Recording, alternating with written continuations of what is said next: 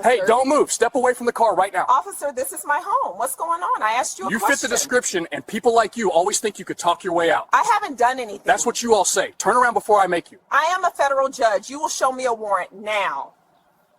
At 6:14 a.m. on a Saturday morning in Alexandria, Virginia, inside one of the most exclusive gated communities in the D.C.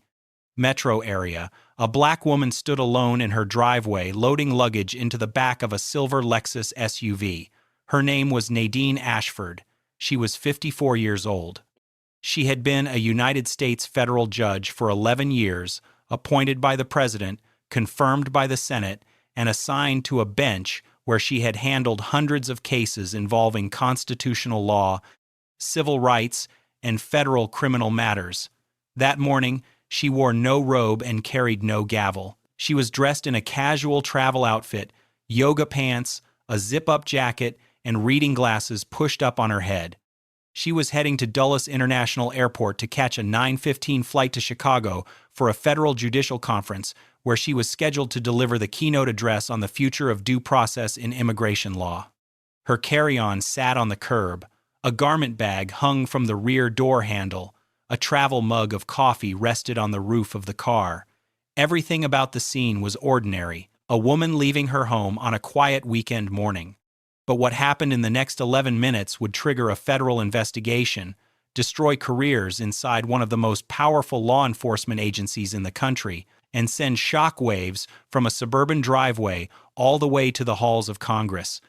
At 6:17 a.m., 3 unmarked black Chevrolet Suburbans turned onto Ashford Street and rolled to a stop directly in front of her driveway, blocking her vehicle completely. 6 agents in tactical vests exited in formation. The letters ICE were printed across their chests.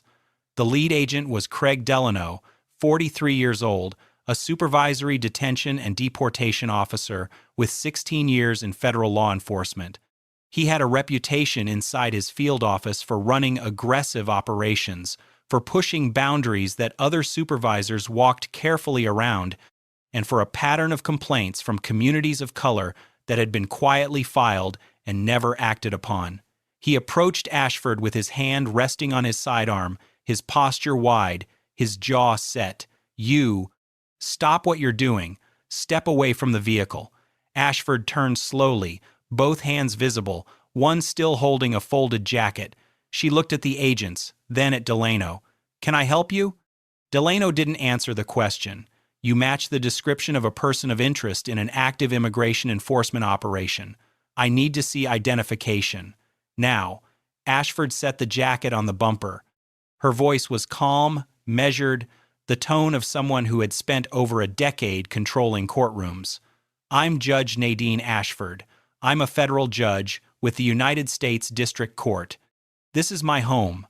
Delano's eyes narrowed. He glanced at the SUV, then back at her. "Sure you are." He turned his head slightly toward the agent behind him. "She's being evasive. Watch her hands." Ashford didn't flinch. "Do you have a warrant?" "I don't need a warrant. Turn around and put your hands on the vehicle." Her voice stayed level but firm. "Yes, you do. You are on private property. You have not identified a crime. You have not presented a warrant. As a matter of law, you do not have authority to detain me."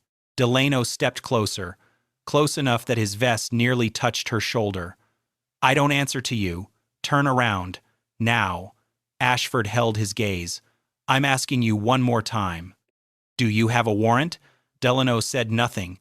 His hand moved from his sidearm to her arm. Across the street, a porch light clicked on.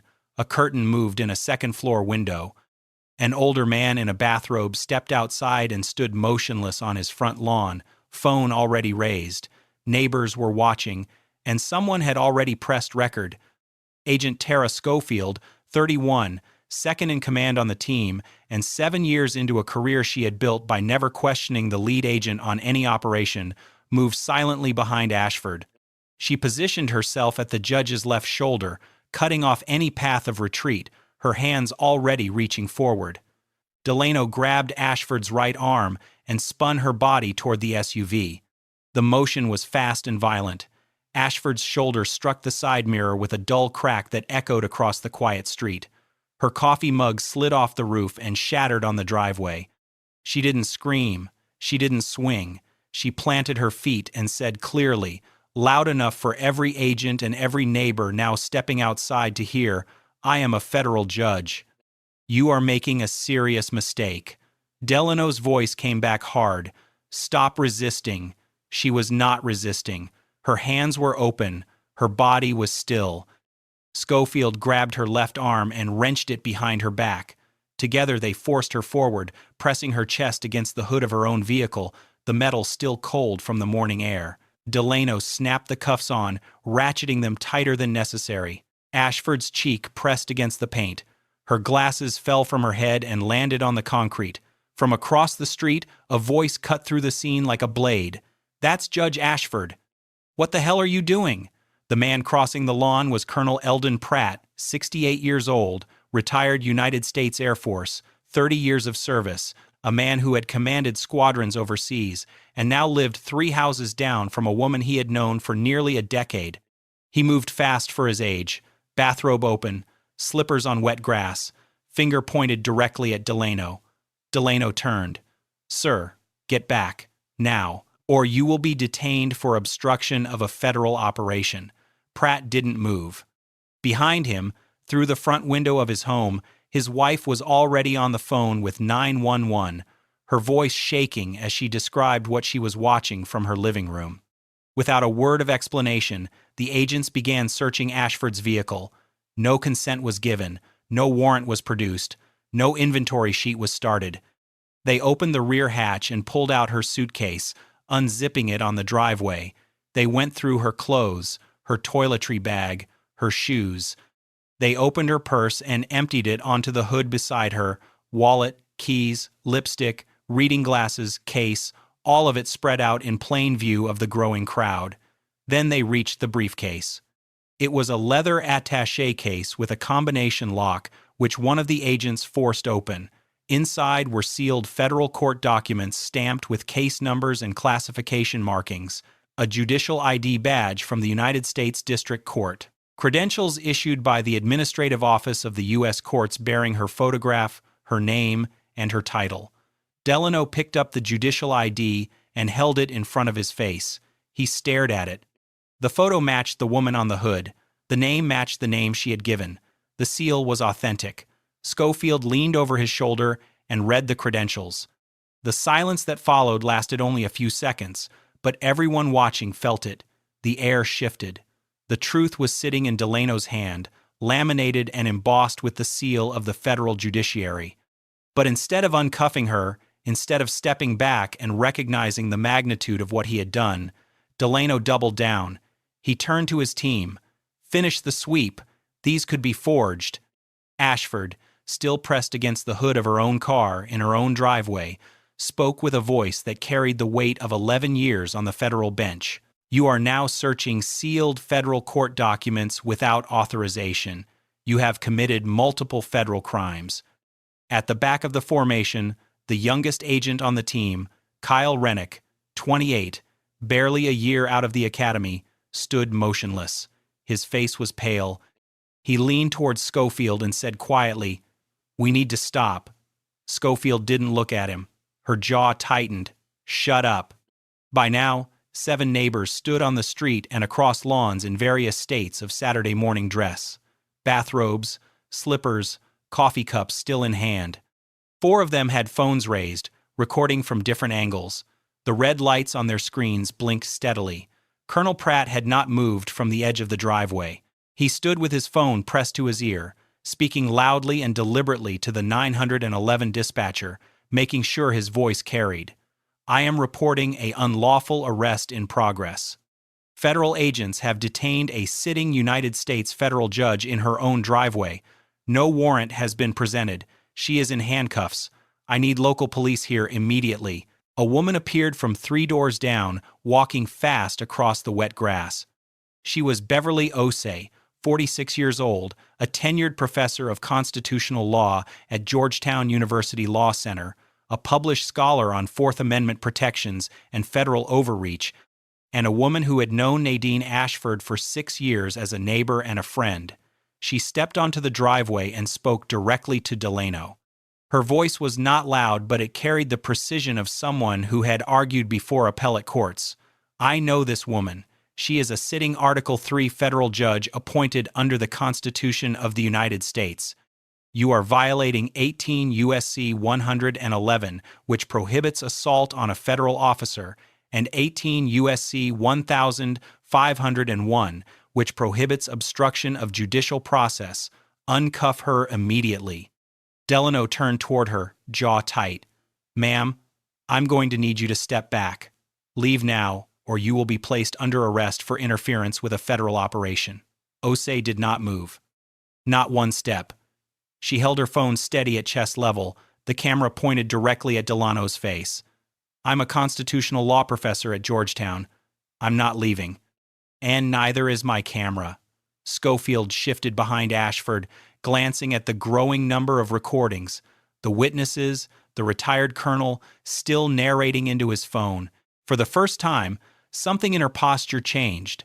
Not guilt, not conscience, just the faint awareness that the ground beneath this operation had already given way. Delano stepped away from the driveway and walked toward the lead Suburban. He pulled his phone from his vest pocket and dialed. The neighbor footage captured what followed from a distance, but with perfect clarity. Delano pacing in a tight circle beside the vehicle, his free hand rubbing his forehead, then gripping the back of his neck, his voice rising, though the words were not fully audible. His gestures sharp and agitated. He was calling his field office supervisor. The conversation lasted less than 2 minutes. When he returned to the driveway, his face had changed.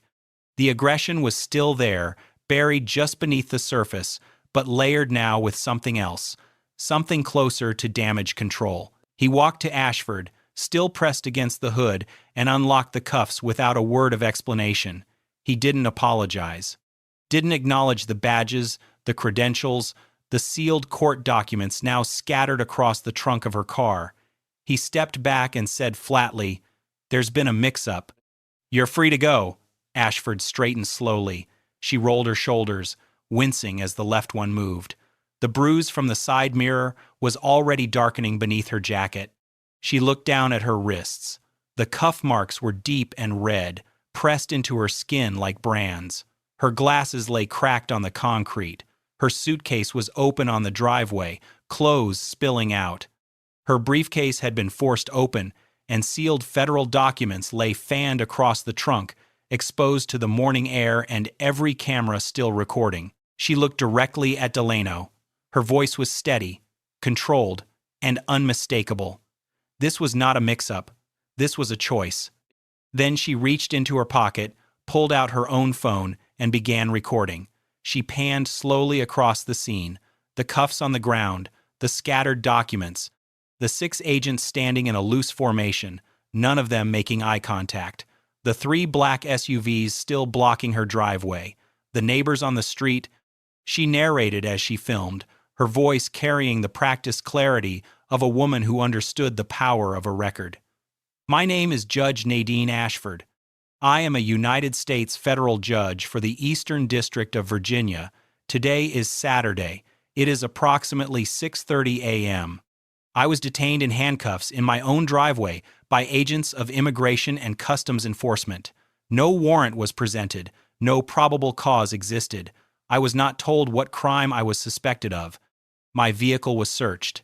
Sealed federal court documents were handled without authorization. I was arrested in my own driveway because I am black. Within 30 minutes of the SUVs pulling away from her street, the first calls began. They moved fast, and they moved in every direction. Colonel Eldon Pratt stood in his kitchen, still in his bathrobe, and dialed a friend he had served with decades earlier who now held a senior advisory position at the Pentagon. He described what he had watched from his front lawn. His voice was controlled but furious. They cuffed a federal judge on the hood of her own car. I watched them do it. There was no warrant. There was no reason. She told them who she was and they didn't care. 3 doors down, Beverly Osei sat at her dining table and called the dean of Georgetown University Law Center. She gave a precise, unemotional summary of the legal violations she had witnessed and told the dean she intended to file formal statements with every relevant oversight body before the end of the day. 2 streets over, a neighbor named Franklin Yates forwarded his phone video to his daughter in Maryland, who worked as a junior editor at the Washington Post. She watched it once, then walked it directly to her supervising editor. Judge Ashford sat in her living room with an ice pack on her shoulder and called the chief judge of her circuit. She did not raise her voice. She did not break down. She spoke the way she had spoken on the bench for 11 years, with precision and weight. I was just arrested by ICE in my driveway. I was cuffed, searched, and humiliated. There was no warrant. The chief judge made one call to the administrative office of the U.S. courts. The administrative office contacted the Department of Justice Inspector General. The DOJ IG contacted the Department of Homeland Security Office of Inspector General. DHS OIG contacted ICE's Office of Professional Responsibility. Each call was shorter than the last. Each one carried more urgency. By 8 a.m., less than 2 hours after Delano had first stepped out of his Suburban, the machinery of federal accountability was in full motion. Back at the ICE field office in Fairfax, Craig Delano sat at a desk in a windowless room and typed his incident report. His version of events bore no resemblance to what had actually happened on that driveway. He wrote that he had encountered an uncooperative individual who refused to identify herself and physically resisted agents during a lawful enforcement action. He wrote that the subject became combative and that the force used was necessary and proportional. He described the detention as routine. He made no mention of the judicial ID, no mention of the sealed court documents, no mention of the 7 witnesses, no mention of the cameras. He filed the report at 9:47 a.m. and flagged it as a standard field encounter with no further action required. Agent Tara Schofield read the report, added her electronic signature without a word of objection, and returned to her desk. Then Delano walked the document to Kyle Rennick. The youngest agent on the team sat in a chair near the back of the office, his jacket still on, his hands clasped between his knees. He had not spoken since they returned from the operation. Delano placed the report in front of him and pointed to the signature line. Rennick read it. His eyes moved across the words, then stopped. He looked up. That's not what happened. Delano leaned closer, lowering his voice just enough that the words stayed between them. Sign it, or your career is over. Rennick looked at the report. He looked at Delano, and he signed. But that night, alone in his apartment, Kyle Rennick sat on the edge of his bed and dialed the DHS Office of Inspector General anonymous hotline. His voice was quiet but steady. He identified himself by badge number. He said the incident report filed that morning by Supervisory Officer Craig Delano was fabricated. He said every material claim in it was false. He said the subject had been compliant, had identified herself clearly, had been a federal judge, and had been cuffed, searched, and humiliated without a warrant or probable cause. He said he would cooperate fully with any investigation, and then he asked for one thing: whistleblower protection. Because the man who had told him to sign that report was the same man who had put a federal judge in handcuffs that morning, and Rennick had seen exactly how far Delano was willing to go. Monday morning at 8 a.m., the DHS Inspector General formally opened an investigation into the detention of federal judge Nadine Ashford. By 8:30, the DOJ Civil Rights Division had assigned a team of attorneys to the case. By 9:15, the FBI was looped in, and the reason was simple. Federal judicial officers are protected under federal law. Assaulting or interfering with a sitting federal judge is a federal crime under 18 U.S.C. 111. Threatening or retaliating against a federal judge is a federal crime under 18 U.S.C. 115. This was not an internal affairs matter. This was not a policy review. This was a criminal investigation. FBI agents arrived at the ICE field office in Fairfax before lunch. They came with subpoenas and forensic technicians. They seized body cam footage from every agent on the team. They pulled GPS data from all 3 Suburbans. They copied radio communications from the morning of the incident. And they took Delano's operational planning documents, the targeting files, the address lists, the authorization memos, every piece of paper that was supposed to justify what happened on that driveway. What they found in those documents changed the shape of the entire investigation. There was no warrant for Nadine Ashford. There was no warrant for her address. There was no warrant for anyone at that address. There was no warrant for anyone on her street. The enforcement operation that morning had been targeting an individual in a neighboring zip code more than 2 miles away, in a different subdivision, on a street with a different name. Ashford's home was never part of any authorized federal action. Craig Delano had gone to the wrong street. And rather than verify, rather than pause, rather than check the address against his own operational file, he had looked at a black woman standing in a driveway and decided she was the target. FBI Digital Forensics spent the next 48 hours recovering and cataloging body cam footage from 3 agents on Delano's team, including Delano's own camera and Schofield's. The footage was time-stamped, geotagged, and continuous. It showed everything. It showed Ashford turning slowly with her hands visible. It showed her calm voice identifying herself as a federal judge. It showed Delano scoffing. It showed him grabbing her arm and spinning her into the side mirror of her own vehicle. It showed Schofield wrenching her other arm behind her back. It showed them pressing her face against the hood and cuffing her while she repeated, clearly and without hysteria, "I am a federal judge. You are making a serious mistake." It showed Ashford's body going still, fully compliant, not a single movement that could be characterized as resistance by any use of force expert in the country. It showed the agents tearing through her vehicle without consent, without a warrant, without documentation. It showed Delano holding her judicial ID badge in his hand, reading it, pausing, and then ordering his team to finish the sweep. It showed the sealed federal court documents being pulled from her briefcase and spread across the trunk, and it showed one moment that would become the most replayed clip in the entire investigation. Kyle Rennick leaning towards Schofield and whispering, "We need to stop," and Schofield, without turning her head, whispering back, "Shut up." Every frame of the footage directly contradicted every line of the incident report Delano had filed. Every claim of resistance was a lie.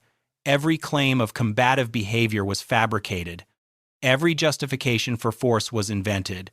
The neighbor videos, 4 separate angles recorded from phones across the street, corroborated the body cam footage frame by frame, word by word, second by second. A senior FBI analyst assigned to the case reviewed the combined footage, all 7 recordings synced to a single timeline, and wrote a single line in the official case file that would follow Craig Delano for the rest of his life. This is one of the most clear-cut cases of unlawful arrest, excessive force, and false reporting I have reviewed in 22 years of federal law enforcement. ICE leadership moved fast, but not fast enough. By Monday afternoon, Craig Delano and Tara Schofield were placed on immediate unpaid suspension. Their badges were confiscated. Their credentials were deactivated. Their access to federal systems was revoked. The field office director in Fairfax, a two-year veteran named Leonard Stokes, was quietly reassigned to an administrative role at a regional processing center, removed from command without public explanation. A joint statement was drafted between ICE and the Department of Homeland Security. It went through 4 revisions. Legal teams on both sides argued over language. They wanted to express concern without admitting liability, to acknowledge the incident without conceding wrongdoing. They planned to release it Wednesday morning with carefully controlled timing. But the internet did not wait for their schedule. Tuesday evening, one of the neighbor videos was uploaded to social media by the daughter of Franklin Yates, the neighbor who had recorded from across the street. It was 2 minutes and 47 seconds long. It showed the cuffing, the search, the scattered documents, and Judge Ashford's voice, clear as a courtroom ruling, saying, "I am a federal judge. You are making a serious mistake." Within 12 hours, it had been viewed 4 million times. The headline was everywhere, on every network, every news site, every front page. ICE agents cuff black federal judge in her own driveway. No warrant. By Wednesday morning, 3 members of the Senate Judiciary Committee had publicly demanded hearings. The full committee opened a formal inquiry by Thursday. The Congressional Black Caucus held a press conference on the steps of the Capitol, calling the incident a grotesque abuse of federal power rooted in racial profiling. The Chief Justice of the United States was briefed in a private meeting with the Administrative Office of the U.S. Courts. And then something happened that had not happened in over a decade. The federal judiciary, an institution that almost never speaks publicly on matters outside the courtroom, released a formal statement. It was 3 sentences long.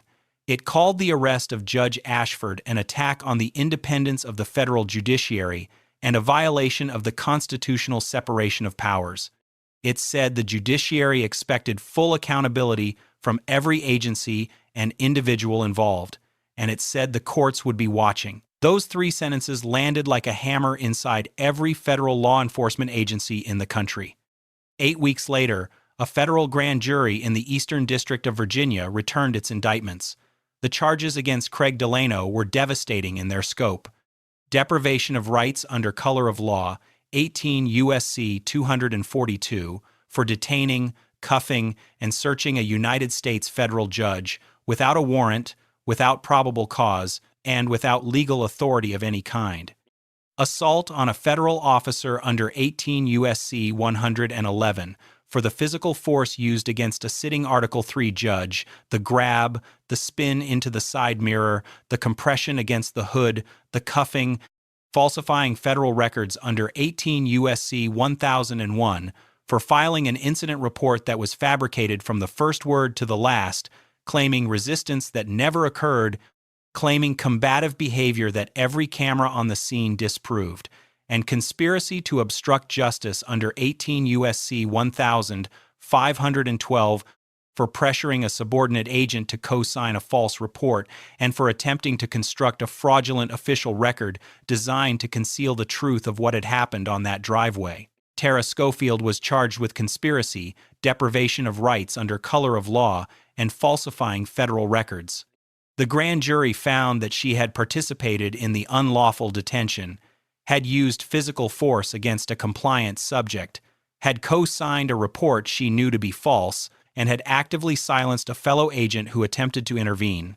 Kyle Rennick, the 28-year-old agent who had whispered, "We need to stop," and who had called the OIG hotline that same night, was granted full immunity as a cooperating witness. He appeared before the grand jury and testified for nearly 3 hours. He described the operation, the stop, the cuffing, the search, the moment Delano held the judicial ID and chose to continue. He described the pressure to sign the false report. He described Delano's words exactly: "Sign it or your career is over." 2 additional agents from the team were named as unindicted co-conspirators for their participation in the warrantless search of Ashford's vehicle and their failure to intervene during the use of force. And the field office supervisor who had taken Delano's phone call from the driveway that morning, the call where Delano had paced and rubbed his forehead while a federal judge stood in cuffs behind him, was placed under a separate investigation for failure to act, because the question investigators wanted answered was simple: what did Delano tell him on that call? And why did it take a phone call to a supervisor for anyone on that team to uncuff a woman who had already identified herself, shown her credentials, and told them exactly who she was? The trial began on a Monday morning in the federal courthouse in Alexandria, Virginia, the same courthouse where Judge Nadine Ashford had presided over cases for more than a decade. She was not on the bench this time. She was seated in the gallery, watching the system she had spent her career serving attempt to hold accountable the men and women who had violated it. The trial lasted 3 weeks. The prosecution opened with the footage. They played the body cam recordings from Delano's camera, from Schofield's camera, and from a third agent whose chest-mounted unit had captured a wide angle of the entire driveway. They played all 4 neighbor videos, synced to a single timeline, projected onto a screen large enough for every juror to see every detail. The courtroom was silent.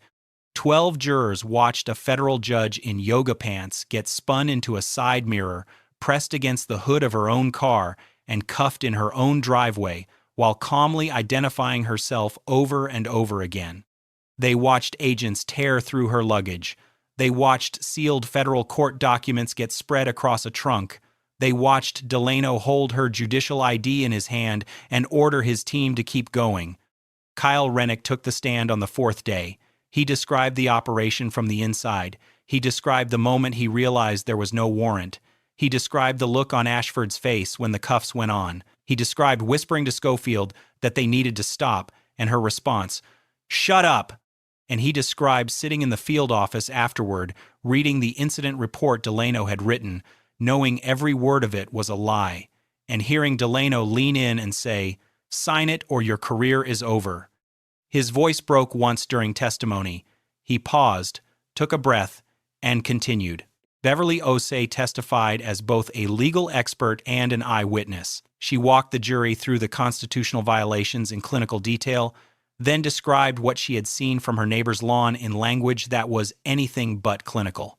She described a woman she had known for years, a woman who had dedicated her life to the law, being treated like a suspect in her own driveway by men who did not care what she said or who she was.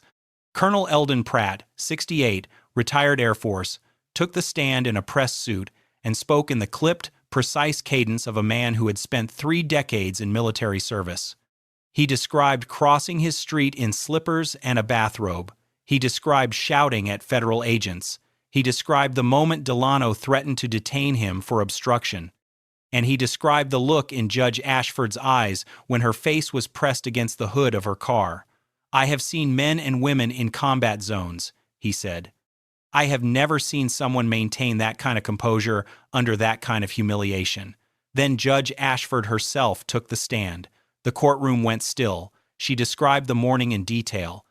The coffee on the roof of her car, the garment bag, the sound of the SUVs, the moment Delano grabbed her arm, the impact of her shoulder against the side mirror, the cold metal of the hood, the tightness of the cuffs, the sound of her glasses hitting the concrete.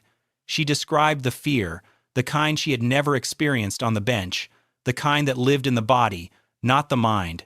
She described the humiliation of having her clothes pulled from her suitcase and spread across her own driveway. She described watching a man hold her judicial ID in his hand, read it, and decide it didn't matter. And then she said the words that would be quoted in every newspaper, every legal journal, and every civil rights filing for years to come. "I have spent my career upholding the Constitution. That morning, I learned how it feels when the Constitution fails to protect you." Delano's defense team argued good faith, wrong address, high-pressure environment, a rapidly evolving situation. They said their client had made an honest mistake under difficult operational conditions and that the force used was consistent with standard enforcement protocols. The prosecution dismantled the argument in a single afternoon. "If this was a mistake," the lead prosecutor said, standing directly in front of the jury, "then why did he write a report claiming she resisted? Why did he claim she was combative? Why did he pressure a junior agent to sign a document he knew was false? A mistake is going to the wrong address. A crime is what you do after you realize you went to the wrong address and decide to lie about it." The jury deliberated for 6 hours. They returned on a Friday afternoon. Craig Delano, guilty on all counts, deprivation of rights, assault on a federal judge, falsifying federal records, conspiracy to obstruct justice, Tara Schofield, guilty on conspiracy and falsifying federal records. The courtroom was silent as the verdicts were read. Delano stared straight ahead. Schofield closed her eyes. In the gallery, Judge Ashford sat motionless, hands folded in her lap, her expression unreadable. The sentencing hearing took place 6 weeks later in the same courtroom. Craig Delano stood before the bench in a Navy suit, no badge, no tactical vest, no sidearm. The man who had once told a federal judge, "I don't answer to you," now stood with his hands clasped in front of him, answering to a federal court. The sentencing judge, a veteran of the bench with more than 2 decades of experience, did not mince words. He looked directly at Delano as he spoke. "You did not merely make a mistake. You targeted, brutalized, and then lied about a sitting federal judge of the United States. You searched her vehicle without a warrant. You handled sealed court documents without authorization. You filed a federal report that was fabricated from beginning to end. And when a junior agent on your own team tried to tell the truth, you threatened to destroy his career unless he helped you bury it. You did not act in good faith. You acted with arrogance, with impunity, and with a belief that your badge placed you above the very laws you swore to enforce. The courts will not tolerate this. Craig Delano was sentenced to 7 years in federal prison. Tara Schofield stood next. She received 3 years. The judge noted that while her conduct was less aggressive than Delano's, her willingness to co-sign a false report, her active silencing of a fellow agent, and her failure to intervene during an unlawful arrest made her equally culpable in the conspiracy to cover up what had happened. Neither defendant spoke during sentencing, neither apologized, neither looked at Judge Ashford, who sat in the same seat she had occupied during the trial, watching the system deliver what the driveway had not. Within weeks of the verdict, Judge Ashford filed a federal civil rights lawsuit against the Department of Homeland Security, Immigration and Customs Enforcement, Craig Delano, Tara Schofield, the Fairfax Field Office, and the supervisory chain that had enabled the operation. The lawsuit cited unlawful arrest, excessive force, racial profiling, violations of the Fourth Amendment, and interference with a federal judicial officer. Discovery revealed internal communications, operational failures, and a pattern of complaints against Delano's unit that had been documented but never acted upon. The government's attorneys reviewed the evidence, the footage, the verdict, the public record, and recommended settlement. The case was resolved before trial for $4.6 million, one of the largest individual settlements in a federal civil rights case involving law enforcement. But the money was not the headline. The terms were. As part of the settlement, mandatory reforms were imposed on the Fairfax Field Office and adopted as a model across the agency. Independent civilian oversight of all enforcement operations involving residential addresses, revised protocols requiring warrant verification at every stage before agents made contact with any subject, anti-bias training administered quarterly with external review, a prohibition on conducting enforcement actions at any address not explicitly listed in the operational authorization, and a requirement that all incident reports be independently reviewed within 48 hours by personnel outside the reporting chain. The reforms did not undo what had happened on that driveway, but they made it harder for it to happen again. Craig Delano reported to a federal correctional facility in Cumberland, Maryland, with nothing but a single bag of approved personal items. His 6-year career was over.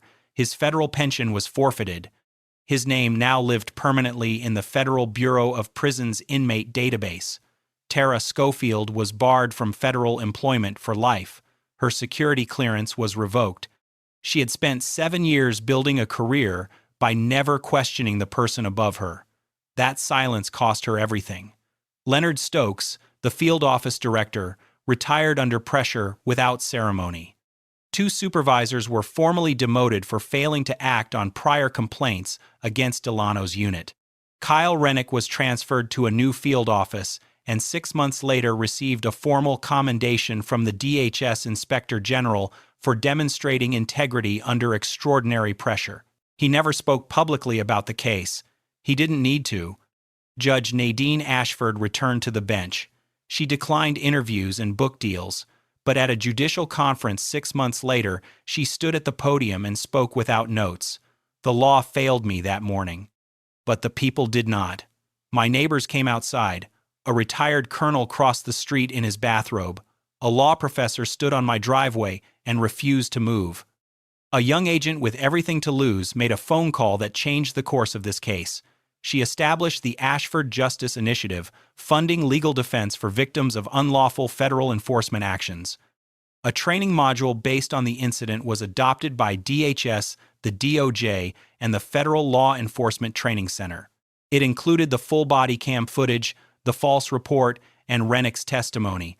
On the final slide was a photograph of her driveway, the handcuffs on the concrete, the scattered judicial documents, 3 unmarked Suburbans blocking the path of a woman who had done nothing but exist in her own home.